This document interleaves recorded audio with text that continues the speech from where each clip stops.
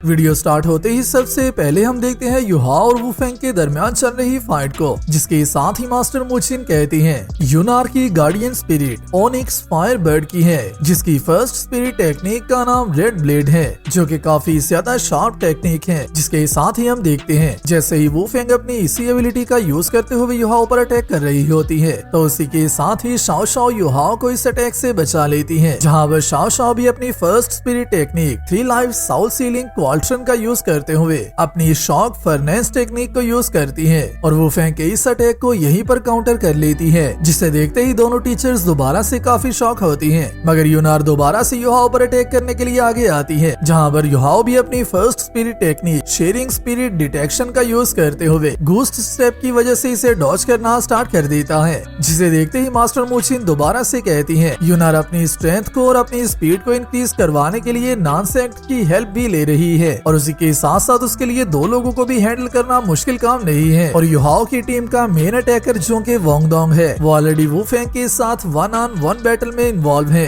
वुफेंग और यूनार जिन दोनों को ही हमारे लैंड की सबसे ज्यादा स्ट्रॉन्गेस्ट स्पिरिट चिबाओ लाइट पेगुडा की सपोर्ट हासिल है, वोंगडोंग और युहाओ की टीम उनके सामने बेबस है और इसका मुकाबला नहीं कर सकते और एट दी एंड ये लोग हार जाएंगे। जिसके साथ ही हम देखते हैं वुफेंग जो कि वोंगडोंग के साथ फाइट कर रही होती है, वो काफी ज्यादा देर की फाइट करने के बाद दोबारा से अपनी ड्रैगन फायर टेक्निक को यूज करने लगती है और उसी के साथ ही वोंगडोंग पर अटैक करने लगती है, जिसे होल्ड करने के लिए वोंगडोंग भी अपनी first spirit technique wind cutter का यूज करने लगता है और इस अटैक को उसी के थ्रू काउंटर करता है, जहां पर वुफेंग की पावर भी काफी ज्यादा डिस्ट्रक्टिव होती है। मगर वहीं पर विंग कटर की डिफेंसिव एबिलिटीज भी काफी ज्यादा मिसिंग थी, क्योंकि एक बटरफ्लाई की मार्शल साउल की विंग कटर टेक्निक के साथ वोंगडोंग एक ड्रैगन मॉन्स्टर की पावर को होल्ड कर रहा था, जिसके साथ ही जैसे ही वुफेंग थोड़ा सा पीछे आती है तो उसी के साथ ही कहती है आखिरकार वोंगडोंग को हर दफा इस बात का पता कैसे चलता है कि मैं किस साइड से अटैक करने वाली हूँ। जिसके साथ ही मास्टर मुचिन कहती है आखिरकार ये लोग अभी तक हमारी निंगटियान टीम से क्यों नहीं हारे, इन लोगों को अभी तक यहाँ से हार जाना चाहिए था। क्या कहीं ऐसा तो नहीं कि जिसके पास 10 ईयर ओल्ड स्पिरिट रिंग मौजूद है। अगर इस लड़के को देखा जाए तो जब का मैच स्टार्ट हुआ है ये अपनी स्पिरिट टेक्निक को यूज ही करता जा रहा है, क्या कहीं ये कोई गार्डियन स्पिरिट मास्टर तो नहीं है। और इसी के साथ ही हम आते हैं निंगटियान के व्यू पर, जिससे कि अभी तक के इस सारे मैच को देखते हुए काफी ज्यादा बातों की समझ आ चुकी होती है। जिसके साथ ही वो कहता है अगर तो सब कुछ यहाँ तक आ चुका है तो वुफेंग और यूनार तुम दोनों एक साथ मिलकर सबसे पहले तो युहाओ पर अटैक करो। और इसी के साथ ही वो अपनी दोनों टीममेट्स को दोबारा से सपोर्ट करना स्टार्ट कर देता है, जहाँ पर जैसे ही ये दोनों युहाओ पर अटैक करने के लिए चाहती है तो उसी को देखते ही वोंगडोंग कहता है तो क्या तुम लोग अभी के लिए मेरे साथ 2 वर्सेस 1 की फाइट करना चाहती हो, क्योंकि तुम लोग 1 वर्सेस 1 में नहीं जीत सकती। जिसके साथ ही वुफेंग अपनी second spirit technique dragon rage को यूज करता है, जिसके साथ ही मास्टर मुचिन दोबारा से कहती है ड्रैगन रेड की पावर सिचुएशन के हिसाब से बढ़ती रहती है। अगर तो वुफेंग के लिए सिचुएशन काफी ज्यादा खराब हो जाती है और वुफेंग काफी ज्यादा नर्वस हो जाता है तो फिर इसी स्पिरिट टेक्निक की पावर बहुत ज्यादा हद तक इंक्रीज हो सकती है और काफी ज्यादा डिस्ट्रक्टिव लेवल पर जा सकती है। जिसके साथ ही हम देखते हैं जैसे ही दोनों सिस्टर्स अपनी स्पिरिट टेक्निक का यूज करते हुए वोंगडोंग पर अटैक करने लगती है तो उसी के साथ ही वोंगडोंग भी इनके जाल में फंस जाता है और यूनार के साथ फाइट करना स्टार्ट कर देता है। मगर उसी के साथ ही यूनार वोंगडोंग को यहीं पर पकड़कर होल्ड कर लेती है ताकि वोंगडोंग को युहाओ पर अटैक करने का चांस मिल सके।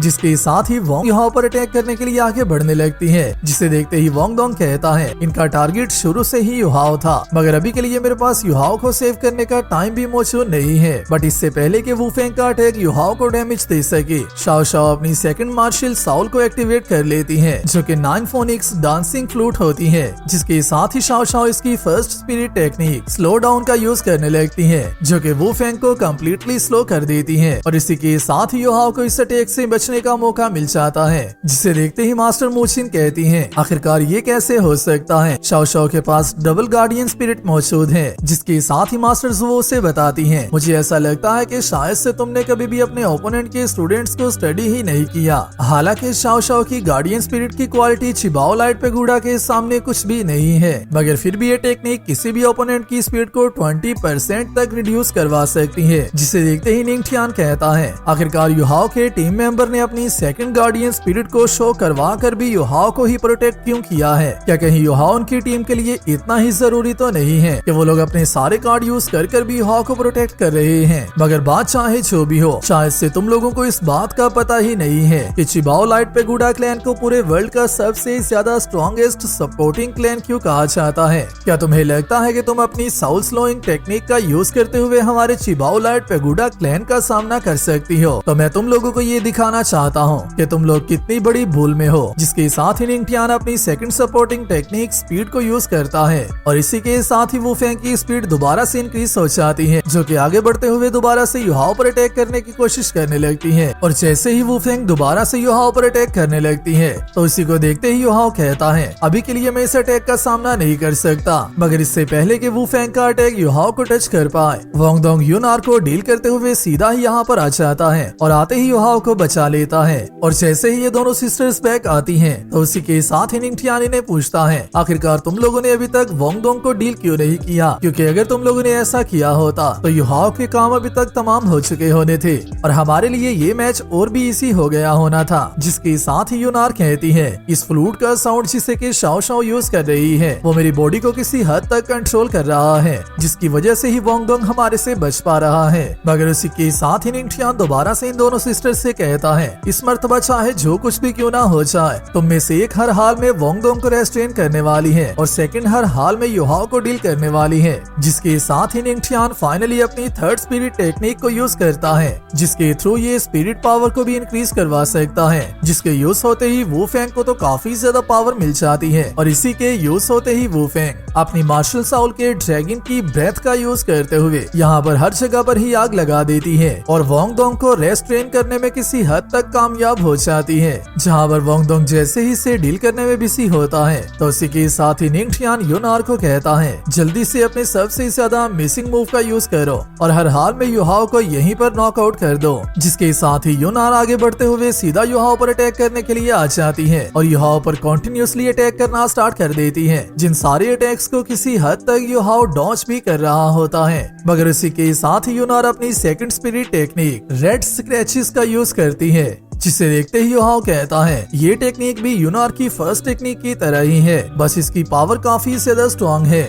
मगर इससे पहले कि आल्सो ये टेक्निक भी युहाओ को टच कर पाए, शाओ शाओ युहाओ को प्रोटेक्ट करने के लिए अपने क्वाड्रेंट स्पिरिट का यूज करने लगती है, जिसे देखते ही यूनार अपने अटैक पैटर्न तक को ही चेंज कर लेती है और उसी के साथ ही युहाओ पर उसकी बैक से अटैक करने लगती है, जो कि युहाओ के लिए भी काफी ज्यादा मुश्किल हो जाता है। जिससे बचने के लिए युहाओ दोबारा से गूस्ट स्टेप का यूज करने लगता है, जिसे देखते ही मास्टर मोचिन कहती हैं, क्या ये तांग स्टैन के मूव का यूज कर रहा है? मगर चाहे ये कितनी भी कोशिश क्यों न कर ले, अभी के लिए इसका बचना नामुमकिन है, क्योंकि जिस अटैक का नाम रेड स्क्रैचेस है, ये सिर्फ अपनी डायरेक्शन को ही एयर में चेंज नहीं कर सकते, बल्कि उसी के साथ साथ डिफेंस को भी बहुत ही ज्यादा आसानी से काउंटर कर सकते हैं। और उसी के साथ साथ इस टेक्निक की सबसे ज्यादा मिसिंग बात ये है कि इसके थ्रू अपने टारगेट को लॉक किया जा सकता है, जो सुनते ही मास्टर्स वो अपने माइंड में सोचने लगती हैं। मुझे ऐसा लगता है कि जब कि युहाओ इस अटैक के थ्रू लॉक हो चुका हुआ है तो फिर ये टेक्निक ऑटोमेटिकली युहाओ का पीछा करने वाली है, जब तक कि यूनार की पावर एग्जॉस्ट नहीं हो जाती। मगर जब तक निंगटियान अपनी थर्ड स्पिरिट टेक्निक स्पिरिट का यूज करते हुए यूनार की पावर को ऐसे ही इम्प्रूव करता रहेगा,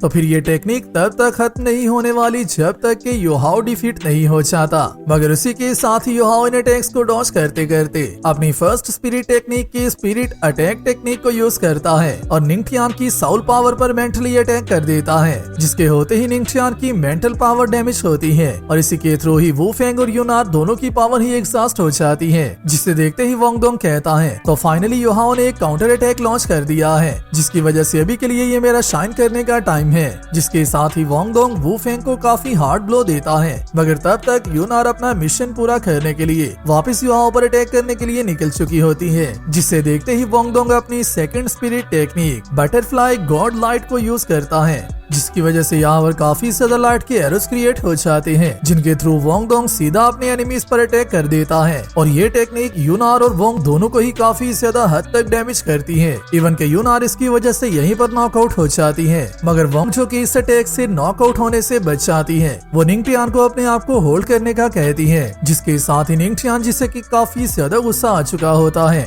वो वुफेंग को अपनी सारी पावर देते ही उससे कहता है, चाहे जो कुछ भी क्यों ना हो जाए, तो मैं हर हाल में ही अभी के लिए इनको डिफीट करना होगा। और जैसे ही वू फेंग को निंगथियान की सारी पावर मिलती है तो उसी के साथ ही युहाओ कहता है अगर तो इसने अपनी सारी पावर का यूज करते हुए वू फेंग की हेल्प कर दी तो फिर हम लोगों को काफी ज्यादा मुश्किल होने वाली है। और अभी के लिए इस सब का सामना करने के लिए हमें अपने सीक्रेट वेपन का यूज करना होगा। जिसके साथ ही युहाओ वोंगडोंग को पीछे बुला लेता है और शाओ शाओ को उन्हें प्रोटेक्ट करने का कहता है। जिसके साथ ही शाओ शाओ अपनी क्वाड्रन स्पिरिट का यूज करते हुए वोंगडोंग और युहाओ दोनों को ही अपने क्वाड्रन के अंदर एनवेलप कर लेती है। जिसे देखते ही वू फेंग सीधा इन सब पर दावा बोल देती है। जिसके साथ ही युहाओ कहता है हमें अभी के लिए अपनी गार्डियन स्पिरिट यूनिफिकेशन टेक्निक को परफॉर्म करना होगा। जिसके साथ ही ये दोनों अपनी यूनिफिकेशन टेक्निक को परफॉर्म करना स्टार्ट कर देती हैं। और वहीं पर वू फेंग जो कि यहाँ पर शाओ शाओ का डिफेंस तोड़ने में अपनी सारी स्ट्रगल कर रही होती है ताकि उसे युहाओ और वोंगडोंग पर अटैक करने का एक चांस मिल जाए। जिसके साथ ही हम आते हैं युहाओ और वोंगडोंग के व्यू पर जो कि दोनों काफी ज्यादा स्ट्रगल करने के बाद भी अपनी स्पिरिट पावर को मर्ज नहीं करवा पा रहे होते।